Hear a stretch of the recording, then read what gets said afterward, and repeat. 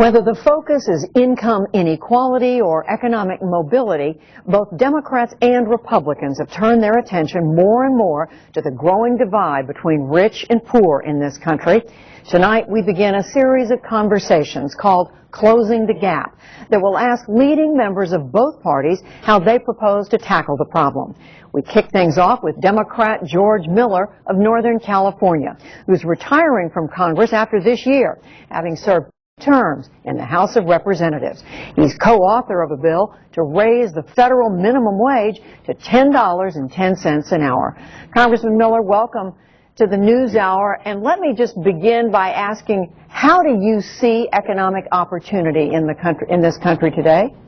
Well, I think economic opportunity is still available to individuals, and certainly, it's been dampened because of the Great Recession caused by the financial scandals on Wall Street. But the country is starting to recover, and jobs are starting to be made available. They're different jobs than maybe before the Great Recession, but they're starting to appear. The question will be whether or not our workforce and individuals are in a position to take advantage of those jobs. But there's also a whole host of jobs that have been available in this country for many, many years, but they don't pay enough for individuals to support themselves or to support their family. And that's a real problem in the economy because they're a drag on Main Street. There's just simply not enough income to families and individuals to make a vibrant economy go even better than it is right now. And how much of the responsibility for addressing that is on the shoulders of government?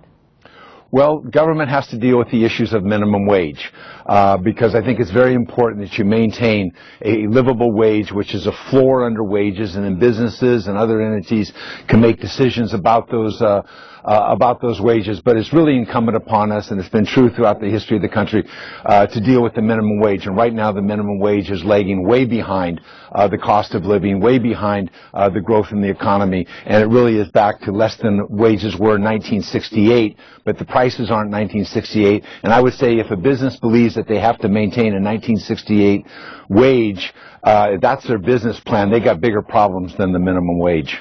How do you, Congressman Miller, how do you address, though, the critics of this who say raising the minimum wage, which what you're talking about from $7.25 an hour to $10.10, 40% increase almost, their argument is that it doesn't really get to those people in poverty, that so many of the people earning a minimum wage are younger workers, and they may be the second or third earners in a family. And that, in other words, that you're not really addressing the problem. Those criticisms are criticisms that they're very out of date.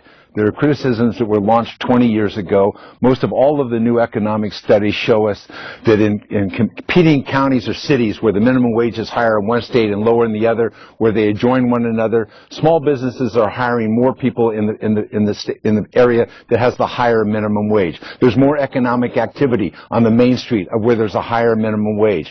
The fact is that more than half of all of the minimum wage workers are over 20 years of age. Many of them are providing a major component of that family income, whether it's a mother and a child or husband and wife and a child. That minimum wage worker is very important to that family. And we know that minimum wage circulates to the economy very rapidly because these are people who must spend that money to pay their bills, to make the car payment, to put gas in the car, to take care of health care. That money goes into the economy right away, and the estimate is that today about 85,000 jobs would be created if the federal government took this stand to raise the minimum wage. We would get to 10.10 over 3 years, so it's not going to happen overnight, but over 3 years.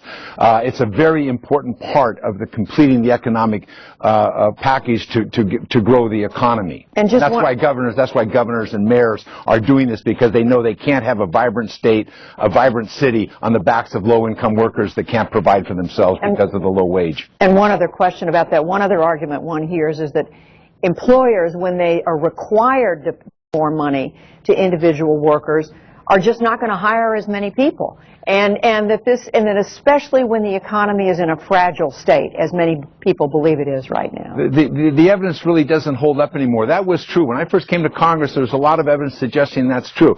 But, you look at an employer like Costco. they see greater savings in a higher minimum wage because of the retention of their quality workers and not getting that constant churn of workers that happens at the low wage area. That they believe that's why they support the increase in the minimum wage. And so I think the evidence is clearly turning, and the support by the American public across all regions, across all political parties, is overwhelming. They know, because of the experience of American families today, where they have a member working at the minimum wage, people with with college degrees. So the empathy is much different than it was years ago. People are asking themselves, who are making $15, $20, $30 an hour, saying, how the hell can anybody live on $7.25 an hour? And that's a compelling reason, and that's why the Congress is going to pass the minimum wage increase. We know, having heard these arguments, the political reality continues to be tough for the minimum wage because so many Republicans remain opposed to it. But just setting that aside for a moment, what else do you think needs to be done to address income inequality in this country? And where do you see the two parties being able to come together to do something about this? I think the two parties may come together around intensive job training, recognizing that the jobs that people will be seeking are different from the jobs that they left. 5 million people showed up at community colleges seeking additional skills and training because they lost their jobs. We weren't prepared for that. But I think there's some interesting negotiations going on right now around federal job training, the extension of the current programs, the renewal of those programs. I think clearly you have to look at the education system. We cannot continue to send people into the job market who are unprepared in the basic fundamental tenets of education in terms of literacy and math and science. We can no longer afford it as a nation, and we don't have to afford it any longer as a nation, as you well know. Just very quickly at the end, what happens when you sit down across the table from a Republican friend of yours with different views? Are you able to have a conversation about this? It's very interesting. I think this is starting to turn in the Congress. These discussions are going on around the Work Incentive Act and job training.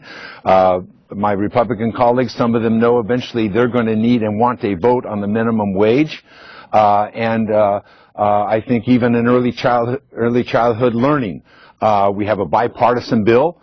We have a number of Republicans on that. We have other Republicans who have told us they're not quite yet ready to put the sign on the line, but they're in favor of the legislation that Senator Harkin and I have introduced on behalf of the administration's early learning opportunities.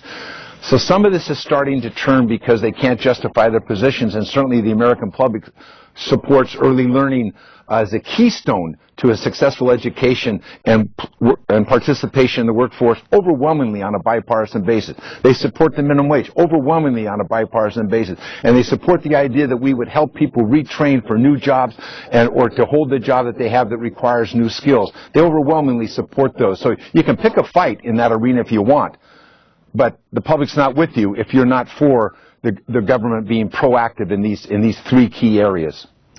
Congressman George Miller, we hear you talking about closing the gap. Thank you. Thank you. And next